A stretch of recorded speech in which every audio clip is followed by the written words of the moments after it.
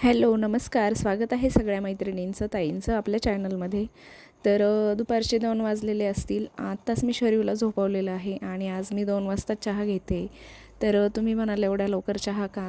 तर सकाळचे घरातले सगळे कामं वगैरे आवरून झालेले होते आणि शरीवला पण मी आत्ता झोपवलं आणि म्हटलं चला आता थोडंफार एकदा दिवाळीच्या क्लिनिंगवर एकदा हात मारून घ्यावा शेवटचा. कारण दसऱ्यामध्ये मी किचन वगैरे सगळं क्लीन केलेलं होतं, पण कुठून काय माहीत नाही, काही कळतच नाही.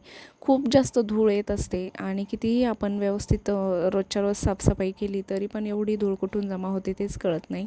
तर म्हटलं चला मला थोडीफार राहिलेली साफसफाई लगेचच करून घ्यावी आणि अजून दिवाळीची शॉपिंग पण बाकी आहे. म्हटलं आजच्या दिवसामध्ये सगळी काही राहिलेलं जे साफसफाईचं काम आहे ते होऊन जाईल आणि मग उद्यापासून शॉपिंगला आणि दिवाळीच्या फराळाला वगैरे करायला मोकळे.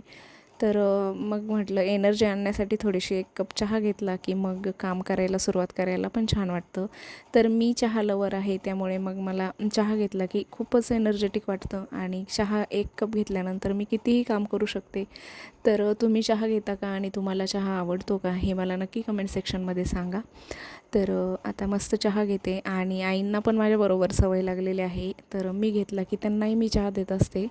तर दिल्यानंतर त्या पण घेतात आणि त्यांना पण छान वाटतं. थोडंसं म्हणजे आपण जास्त प्रमाणात पण नाही, थोड्याफार प्रमाणात नक्कीच घेऊ शकतो.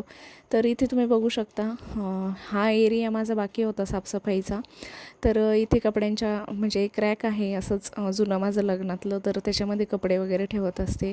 तर आमचं घर अजून काही फर्निचर वगैरे आम्ही त्यामध्ये केलेलं नाही. जे काही सामान अवेलेबल आहे त्यामध्येच मग कसं व्यवस्थित ठेवता येईल आणि कसं ऑर्गनाईज करता येईल तोच प्रयत्न असतो. कारण आता खूप नवीन नवीन मॉड्युलर असे फर्निचर वगैरे निघालेले आहेत, पण आता खूप काही नवीन काही गोष्टी येत जातील म्हणून आपण त्याच घेऊन त्याच काही करत बसणार नाही. जसं आपलं बजेट असेल, जसं आपलं जमेल त्या पद्धतीने आपण करू आणि आम्ही देखील करणार आहे हळूहळू एक एक जसं जसं होईल बजेटनुसार तसं तसं आणि झाल्यानंतर ते पण तुमच्यासोबत शेअर करणारच आहे.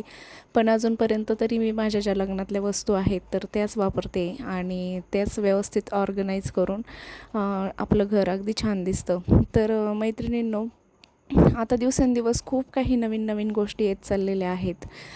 खूप नवीन नवीन प्रकारचे फर्निचर निघालेले आहेत आणि खूप घराला ऑर्गनाईज करण्यासाठी आपल्याला अतिशय काही म्हणजे जे पाहिजे असेल तर ते भेटतं ऑनलाईन ऑफलाईन कुठेही जा तुम्ही.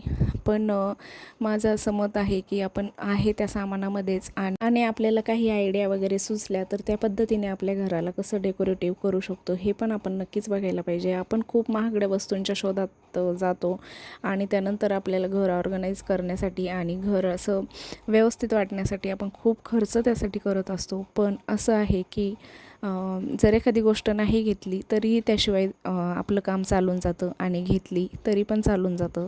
त्यामुळे शक्यतो आपल्याला जर गरज असेल तरच ती वस्तू आपण खरेदी करायला पाहिजे. माझं पहिले असं होतं की मला एखादी कुठलीही गोष्ट आवडली तर मी ती लगेचच घेऊन टाकायचे, त्याचा विचार करत नव्हते. पण म्हणतात ना, जसं जसं अनुभवातून माणूस शिकत जातं तर तसंच माझ्या बाबतीत तरी झालेलं आहे. पहिले मला अजिबात म्हणजे कुठलीही वस्तू असेल, काहीही असेल, आवडलं तर लगेच घेऊन टाकायचं. पैशांची किंमत किंवा मग खर्च कसा करायचा हे अजिबातच कळत नव्हतं. पण ज्यावेळेस माणूस संसारामध्ये पडतं आणि आपल्याला एका एका गोष्टीचा अनुभव येत जातो की कशासाठी किती पैसे लागतात, काय काय करावं लागतं, तर त्यानुसार आपल्याला सगळं समजत जातं.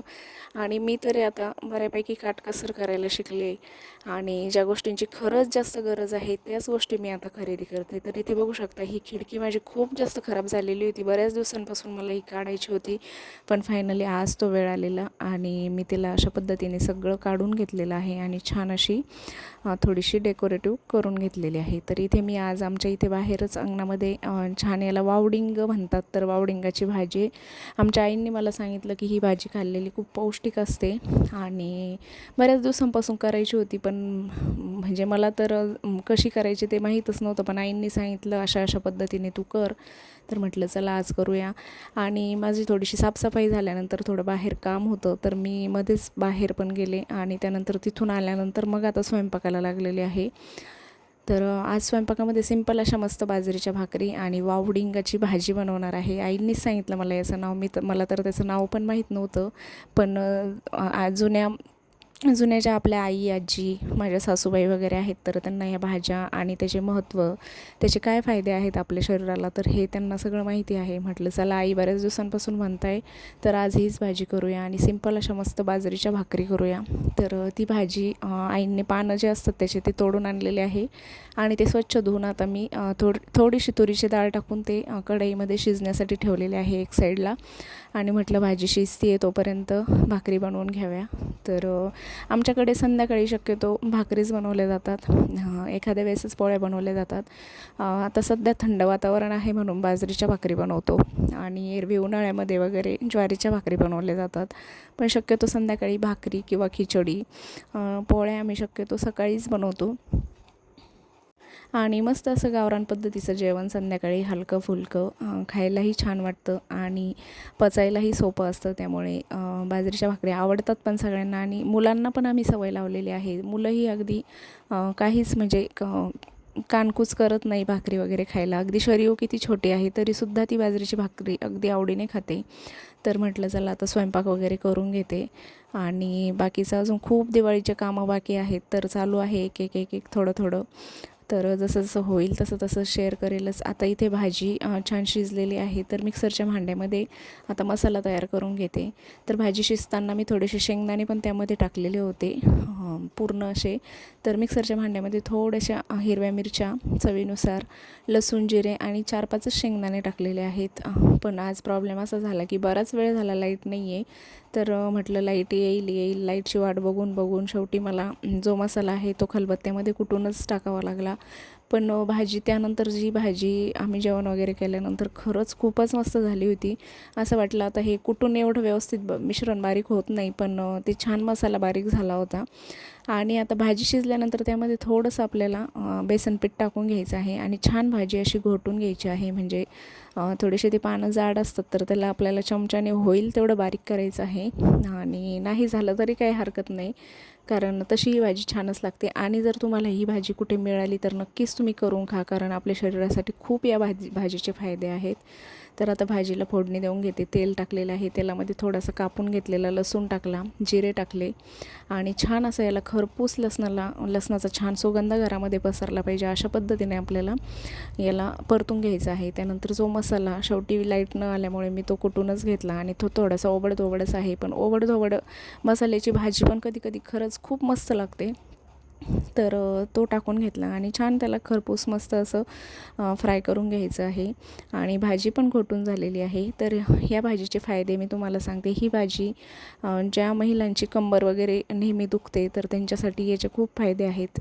हे मला आईंनी सांगितलं आणि बरेच फायदे आपल्या शरीराला त्याचे आहेत आईंनी सांगितलं, पण मला एवढे जास्त माहीत नाही. पण जुने लोक म्हणतात म्हटल्यावर नक्कीच याचे खूप फायदे असतील. तर आई म्हणे जिथे कुठेही ही भाजी भेटेल तर तुम्ही नक्की करून खात जा जेव्हा आपण भेटेल तेव्हा.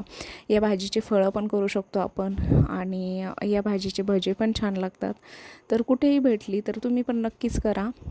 आणि तुम्हाला ही भाजी माहीत होती का ते मला कमेंट सेक्शनमध्ये नक्की सांगा आणि तुम्ही कधी बनवली का ते देखील सांगा. तर भाजी रेडी झालेली आहे आणि भाजीला छान उकळी येईपर्यंत भाजी शिजू द्यायची. आणि बघू शकता आमचं साधं सिंपल सोपं असं जेवण. तर भाजी, भाकरी, कांदा आणि शेंगदाण्याची चटणी. तर अशा पद्धतीचंच आमचं गावरान जेवण असतं. आणि ही आमची बच्चे कंपनी बघू शकता. डायनिंग टेबलच्या वरती जेवायला बसण्याऐवजी हे आज खाली बसलेले आहेत. हे आमचं घर आहे असं त्यांचं म्हणणं चालू आहे आणि दोघं इथेच जेवायला बसलेले आहेत. पण मग मुलांना असं खेळत खेळत ते जेवले की ते आनंदाने जेवतात आणि जेवणही छान होतं. चला तर मग भेटूया नंतर. बाय.